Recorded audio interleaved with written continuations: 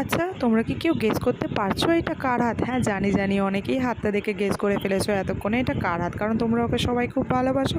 Surprise, এটা মাম্পির হাত। তো রাত 10টার সময় মাম্পি আমাকে ফোন করে বলছে আমাকে নেল আর্ট করে দিতে হয়। সেই দিন আমি বাপের বাড়িতে থাকার কারণে ওকে হ্যাঁ বলে দিলাম। ওর বাপের বাড়ি আমার বাপের বাড়ি কাছাকাছি, তাই আমি ওকে বললাম ঠিক আছে তুই চলেই আয়। তো অনেক দিন পর আড্ডাও হলো আর একটু কাজও করা হলো। আরও সিম্পলের মধ্যে একটা নেল এক্সটেনশন চেয়েছিল আর ছোট্ট একটা রিকোয়ারমেন্ট ছিল, ওরই মুখ থেকে তোমরা শোনো। हम बहुत काम की लड़की है बहुत मेहनती लड़की है तो इसलिए मेरा एक नाखून में मतलब एक हैंड में बड़ा और एक हैंड में छोटा छोटा नाखून रखा है।